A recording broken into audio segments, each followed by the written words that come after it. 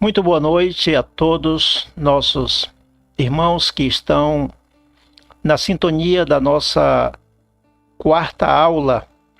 A paz do Senhor Jesus seja com todos vós. Continuando aqui o curso de aconselhamento bíblico terapêutico. E hoje queremos que esta aula seja uma bênção na sua vida, na vida de todos os que vão participar conosco, e a nossa recomendação é que você esteja com a sua Bíblia aberta na palma da mão para ler as referências bíblicas que vamos tratar durante o curso. Então, queridos, vamos aqui entrar em matéria. Muito bem, queridos. O primeiro ponto, nós temos 3 pontos para tratar nesta aula de hoje. O primeiro é argumentos ou justificativas para o Ministério de Aconselhamento Terapêutico. Vamos ver quais são esses argumentos. Em primeiro lugar, as pessoas estão correndo risco de cair nas mãos de conselheiros falsos.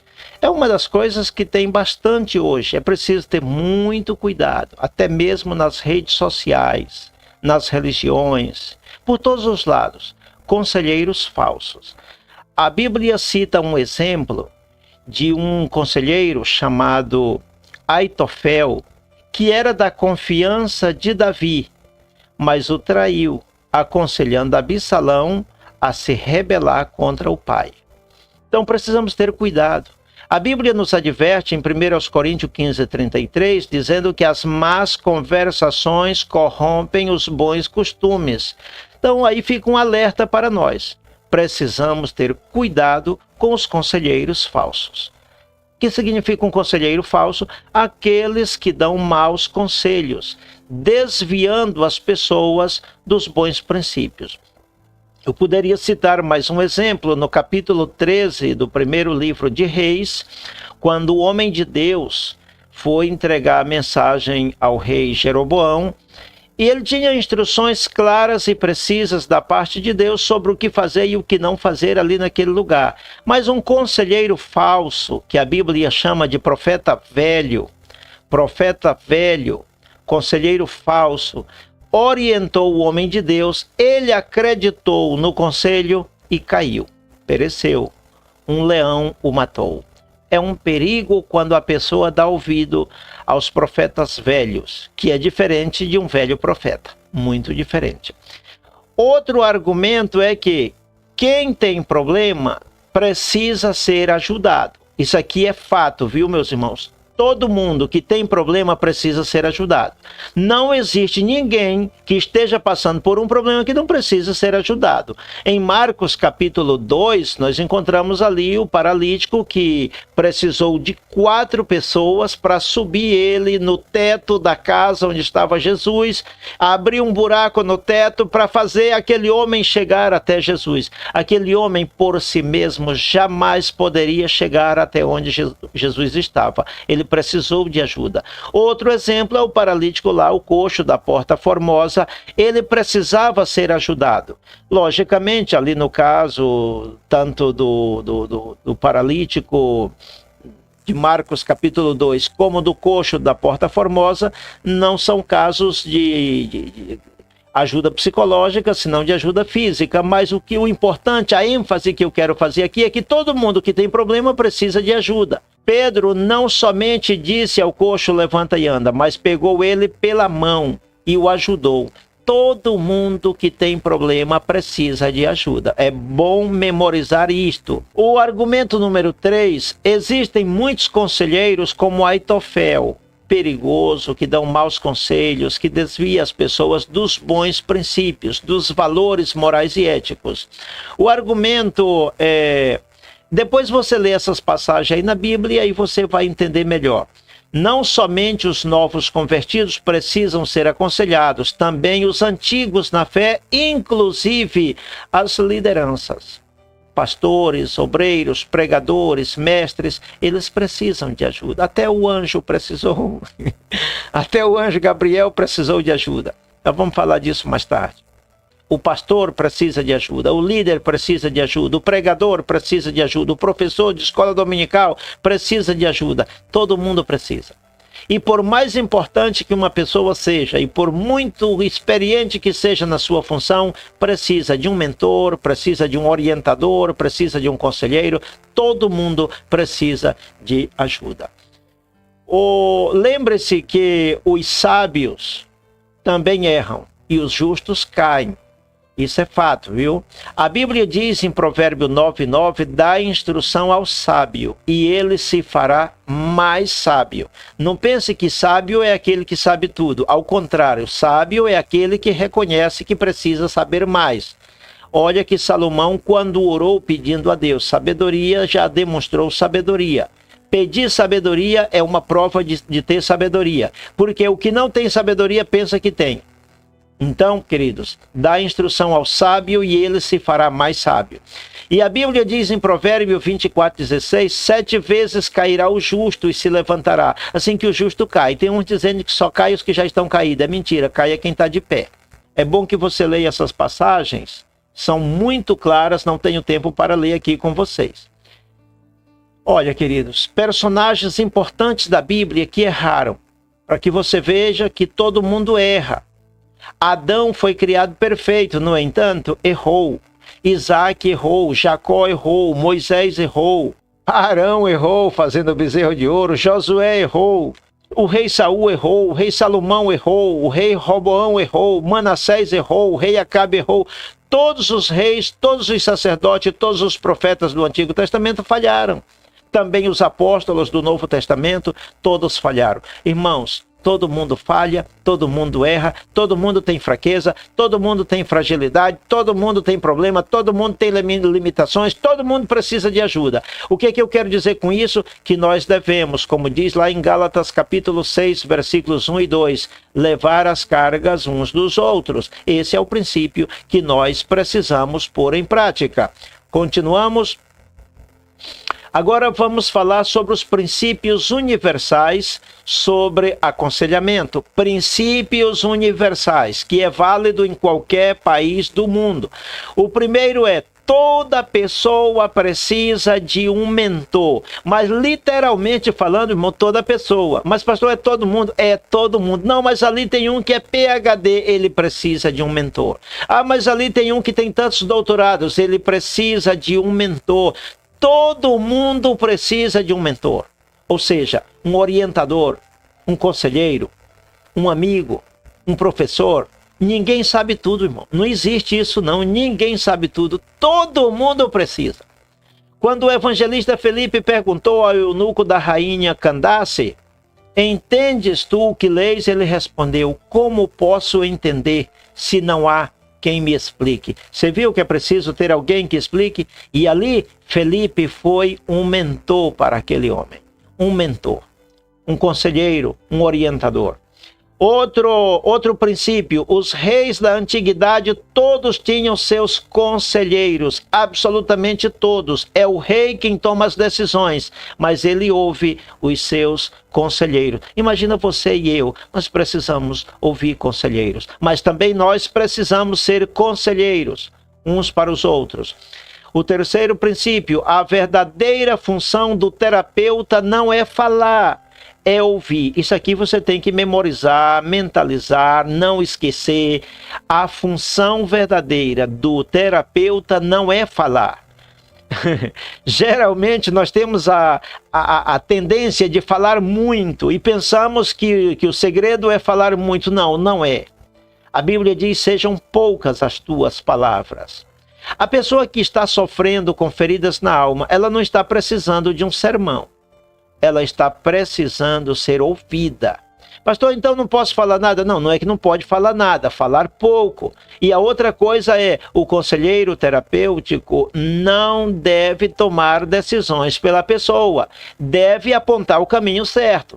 Você vai ouvir. A pessoa vai dizer o que ela está pretendendo fazer. E você vai dizer para ela se o que ela está pretendendo fazer é certo. Você pode dizer, olha, o que você está pretendendo fazer está certo. perfeitamente bem, continue, siga em frente, Deus aprova. É por isso que eu digo que o terapeuta bíblico é uma autoridade espiritual, porque pode falar em nome de Deus, e você pode dizer, isso que você está planejando fazer é correto, Deus aprova. Agora, cuidado para não dizer que Deus aprova aquilo que Deus não aprova, muito cuidado. Também o terapeuta pode dizer para a pessoa, olha, isso que você está planejando fazer não é correto não. Por A mais B, por isso, por aquilo, não é correto. Você é um orientador, oriente a pessoa, fale em nome de Deus e diga o que é certo e o que é errado. Mas tome em conta isso, que a missão do terapeuta não é falar, é ouvir. Falar pouco, ouvir mais, ok? Eu tenho feito ênfase nisso aqui porque é parte essencial do curso e da vida do terapeuta. As feridas na alma causam mais sofrimento que as feridas físicas, e a cura interior é um assunto ignorado em muitas igrejas. Eu contei para vocês na aula de ontem que um pastor, presidente de uma igreja grande, me convidou para ministrar. Ele me deu o tema. E mais, um tema que eu até escrevi um livro sobre o assunto, eu escrevi um livro que fala sobre autoestima, êxito e sexo. E aquele pastor me convidou para ministrar sobre autoestima, depois se arrependeu. E me disse que não ministrasse não, que o altar da igreja é santo, é para falar sobre coisa santa. O batismo no Espírito Santo, o arrebatamento da igreja, a ressurreição de Jesus. Mas a autoestima é coisa imunda. O sangue de Jesus tem poder. Que coisa mais sem fundamento, irmãos. Agora, honestamente falando, em 47 anos que eu tenho servindo a Deus, eu nunca vi um pastor, um pregador, um professor de escola dominical dar um ensinamento na igreja sobre autoestima. E é necessário. Mas as pessoas têm isso como um assunto imundo, impuro, profano, não sei de onde. Irmão, que mentalidade é essa? É preciso mudar de atitude. É por isso que eu venho dizendo sempre, muitas vezes é preciso desaprender para reaprender. Que atitude mais imprópria, irmão? Que atitude mais suja? Atitude suja de um servo de Deus, de um pastor, atitude suja. Não pode ser assim não, irmão. Esse tema da autoestima... No material de apoio que eu já enviei para você, já está nas suas mãos, você já tem. Se não tem, fale comigo, mas eu creio que você já tem porque eu já enviei. No material de apoio está bem explicado sobre essa questão da autoestima. Pois bem, feridas na alma.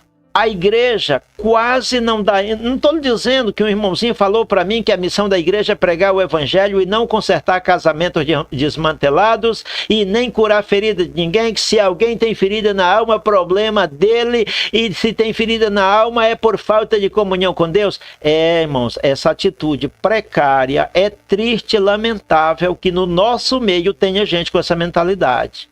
Quem discipulou esse irmão? Quem ensinou ele? Que coisa mais triste. E assim como ele falou, tem muitos falando desse mesmo jeito.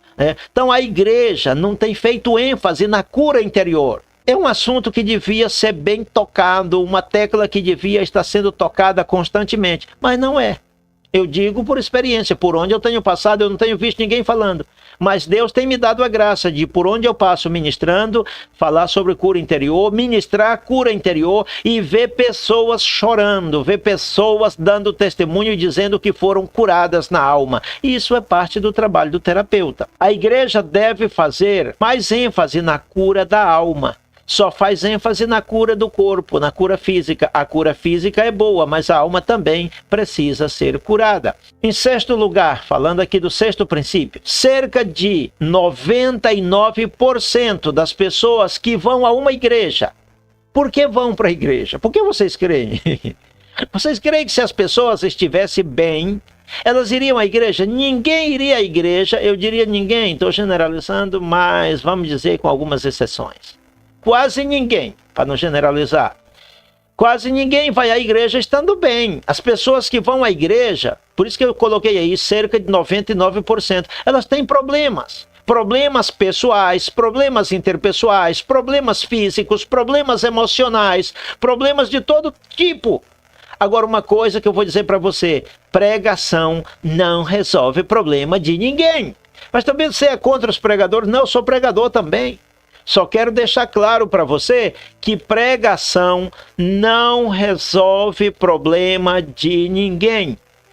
A pregação pode ser boa, pode ser bonita, pode ser eloquente, pode ter uma estética agradável. O pregador pode ser um artista de púlpito, pode pular, pode falar em língua, pode dizer que tem anjo, que tem fogo, que tem tudo mais, mas isso não resolve o problema. A pregação desperta a fé das pessoas para receber um milagre. A pregação gera um clima de festa no culto, gera alegria. Ah, mas como é bom, as pessoas até falam em línguas. Pulam, levantam do banco, aplaudem, etc. Eita alegria! Mas quando voltam para casa, a rotina de tristeza, de depressão, de ansiedade é a mesma. Os conflitos nos relacionamentos, a mesma coisa. Irmão, eu conheço gente que tem a vida todinha na igreja e nunca mudou. A única mudança que teve é que antes estava na igreja católica, agora está na igreja evangélica. Mudança única. Só isso, só isso, só isso. Não tem outra mudança. Segue praguejando, segue xingando, segue amaldiçoando os filhos. Se tem netos, segue amaldiçoando os netos. Se tem genro, amaldiçoa os genros. Se tem nora, amaldiçoa as noras. Amaldiçoa os vizinhos. Não mudou nada. Ah, mas quanto tempo tem na igreja? A vida toda, não mudou nada. Irmão do céu, o evangelho tem o propósito de produzir mudança na nossa vida. Mas tem pessoas que é igual aos líderes moabitas. Você assistiu comigo a aula do curso Mediador de Conflitos? Na aula 12 eu falei sobre a diferença entre os líderes moabitas e os líderes abraâmicos. Moabitas porque tem sua natureza semelhante à natureza de Moabe, que repousa nas fezes, que são conformistas e que não aceitam mudanças. Líderes abraâmicos porque são do tipo Abraão, visionários, espirituais, conectados com Deus e que não se limitam a um lugar, senão que estão dispostos a migrar de um lugar para outro, obedecer à voz de Deus e viver experiências novas. Irmão, nós devemos ser líderes abraâmicos. Pregadores abraâmicos, mestres abraâmicos, terapeutas abraâmicos, dispostos a mudar. É por isso que eu digo, muitas vezes é preciso desaprender para reaprender. É preciso mudar, porque tem gente que diz, eu fui ensinado assim e não mudo.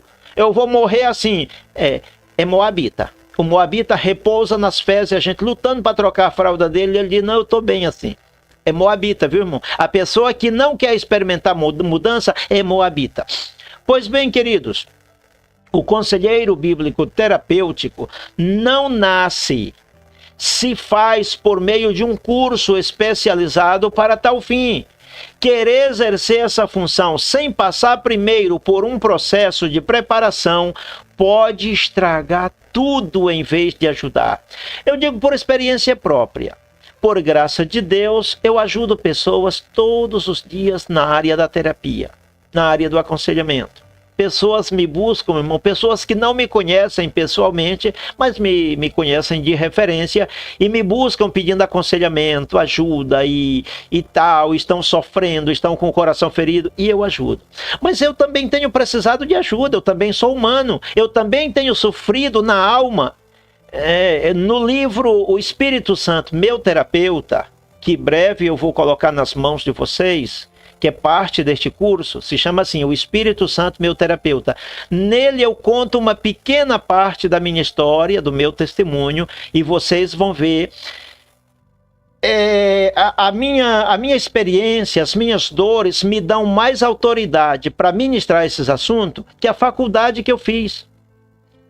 Isso aqui eu estou ministrando não é simplesmente porque eu fiz faculdade nesta área de terapia. Por graça de Deus eu fiz graduação e pós-graduação nesta área. Mas o conhecimento adquirido na faculdade é apenas teoria.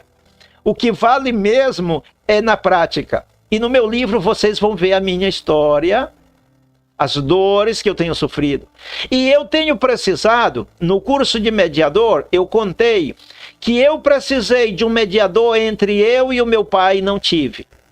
Entre eu e os meus pais, e não tive. Eu precisei de um mediador entre eu e os meus irmãos de sangue, e não tive. Eu precisei de um mediador entre eu e os meus auxiliares na igreja, e não tive. Pedi socorro à liderança maior e disseram, te vira que tu é maior de idade. Foi a resposta que me deram. Doeu na alma. Eu precisei de um mediador entre eu e a minha esposa e não tive. Eu precisei de um mediador entre eu e os meus filhos e não tive. Ah, irmão, não é brincadeira não. Eu sei o que é precisar de ajuda e não ter. Então, em situações de crise emocional, precisei de ajuda da igreja, dos irmãos. E a forma como falavam comigo me aumentava a dor, me aumentavam a tristeza, me aumentava a agonia. Por quê? Simplesmente não estavam preparados, irmãos. Não pode alguém pode consertar o motor de um carro sem ser mecânico? Não pode. Alguém pode pegar um bisturi e operar um paciente sem ser médico? Não pode. Alguém pode fazer algo sem uma preparação? Não pode. Então, para ser um terapeuta, precisa de uma preparação. E não pense você que a preparação do terapeuta é um curso rápido de poucas aulas. Não, irmão. É um curso da vida toda, que você deve, no mínimo, já ter lido a Bíblia, no mínimo 10 vezes, de Gênesis a Apocalipse. E você deve ter uma trajetória no púlpito, pregando a palavra de Deus. E você deve já ter cursado no Instituto Bíblico uma carreira teológica, no mínimo, básico, técnico, médio e bacharel, no mínimo. E que você deve já ter lido pelo menos algumas dezenas de livros, especialmente nesta área que eu estou fornecendo um material de apoio nesta área, que é o suficiente para você fazer um bacharelado, um mestrado e um doutorado nesta área, pela quantidade de material de apoio que eu estou enviando para você, como complemento destas aulas. Então é preciso estar preparado, irmão. Eu sei como as pessoas agem nesta área, tratando de aconselhar. Abre a boca pensando ajudar e acaba piorando mais, arregaçando a ferida, fazendo a ferida sangrar mais. Mas eu estou tratando de ajudar, mas não está preparado para ajudar. Então, quando não está preparado, faz um estrago. É preciso estar preparado. Então, na verdade, para tudo na vida, tem que estar preparado. Desde a entrada do pecado no mundo, o ser humano vive em conflito, tanto consigo mesmo como uns com os outros. E o que significa CBT? Conselheiro Bíblico Terapêutico. É um instrumento de Deus, um instrumento que Deus usa para apresentar a solução. Não adianta dizer, não, os problemas Deus que resolve. Há uma ferida, só Deus resolve isso. Deus resolve isso usando instrumentos humanos. Você e eu fomos chamados por Deus para ajudar os que sofrem. A Bíblia diz claramente lá em Provérbio que aquele que tapa seus ouvidos ao clamor do pobre, ele também clamará e não será ouvido. Então vamos ouvir o clamor do pobre, vamos socorrer, vamos ajudar. Neste aspecto, na alma, ajudando aqueles que estão com o coração ferido, que tem muita gente sofrendo nessa área. As pessoas com problemas emocionais severos são incapazes de superar-se sozinhas. Não pretenda que as pessoas se superem sozinhas, se levantem sozinhas. Não tem como, irmãos. A depressão, por exemplo, é uma cova profunda, é um poço. Aí você chega para um deprimido e diz, isso é falta de oração, isso é falta de jejum, isso é falta de Bíblia, isso é falta falta de Deus na vida, isso é preguiça. Tem um empresário aqui no Brasil muito famoso, não vou dizer o nome dele para não dar ibope. Ele, irmãos, ele tem uma forma bem depravada, ele é muito famoso na internet, mas não posso dizer o nome dele. Mas ele é bem depravado e ele é bem debochado, e vocês até conhecem, até assistem os vídeos deles e até gostam e até aplaudem e dão curtida, ó. Mas ele é bem depravado no trato com pessoas que têm a alma ferida. Ele fala assim, depressão é preguiça, falta de vergonha, desculpa de quem não quer trabalhar. Olha, irmão, se ele passasse pelo menos por um período de uns 3 meses no fundo do poço da depressão, nunca mais ele ia usar uma expressão tão miserável desse tipo. Sabe por quê? Depressão é coisa amarga. A depressão é um poço. A pessoa que está lá no fundo, ela não pode sair sozinha. Ela precisa de ajuda. Sobre isso vamos falar mais adiante. Olha, irmãos, Até o anjo Gabriel precisou de ajuda. Eu recomendo que você leia Daniel 10:21 na Nova Versão Internacional, porque ali o anjo Gabriel, quando foi levar a resposta da oração de Daniel, ele falou assim: Daniel, a tua oração chegou no céu desde o primeiro dia, e eu vim no primeiro dia. Mas o príncipe da Pérsia se instalou no meio, não me deixou passar. Ele disse, até que veio Miguel e me ajudou. Aí ele disse assim, nessa luta, ninguém me ajuda. Olha essa expressão, irmão, me chamou a atenção o anjo Gabriel dizendo ao profeta Daniel, ninguém me ajuda. Você sabe o que isso significa? Que todo mundo precisa de ajuda, até o anjo precisou de ajuda, irmãos.